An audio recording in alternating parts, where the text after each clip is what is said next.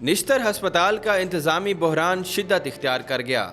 Dialysis unit के 25 मरीजों में HIV की तशखीस के बाद वज़ीर आला पंजाब मरियम नवाज की हदायत पर अहम इक़दाम किए गए, मगर उनके असरात हस्पताल की कारकर्दगी पर गहरे होते जा रहे हैं। वज़ीर आला के हुक्म पर MS doctor Mohammad Kazim, nephrology department के सरबराह डॉक्टर गुलाम बाज समेत कई अहम ओहदेदारों और अमले को मुअत्तल कर दिया गया है, जिसके बाद नेफ्रोलॉजी वार्ड की जिम्मेदारी संभालने को कोई तैयार नहीं। अकेडमिक कौंसिल के इजलास में तमाम प्रोफेसर और एसोसिएट प्रोफेसर ने नेफ्रोलॉजी डिपार्टमेंट के अमूर चलाने से माजरत करते हुए अपने तहफ़्फ़ुज़ात का इज़हार किया है। हालात यहाँ तक पहुँच गए कि vice chancellor Nishtar medical university ने भी इस्तीफ़ा दे दिया और MS का ओहदा ताहाल खाली है। डायलिसिस यूनिट में नए मरीजों की रजिस्ट्रेशन भी मुअत्तल कर दी गई है, जिसकी वजह से मरीज और उनके अहल खाना शदीद परेशानी का शिकार हैं। इसके साथ ही डॉक्टर्स और तिब्बी अमले ने ब्लैक रिबन एहतजाज का ऐलान किया है, जिसमें वो मुअत्तल किए जाने वाले अपने साथियों के साथ इजहार यकजहती करेंगे। निश्तर अस्पताल की यह बहरानी कैफियत इंतजामिया के लिए एक बड़ा सवालिया निशान है। क्या मुअत्तल किए गए अफराद की जगह नई तैनातियां जल्द मुमकिन होंगी या मरीज और उनके मसाइल इस बेयकीनी का शिकार रहेंगे? ये सूरत हाल पंजाब हुकूमत और अवाम दोनों के लिए लम्हा फिक्रिया है।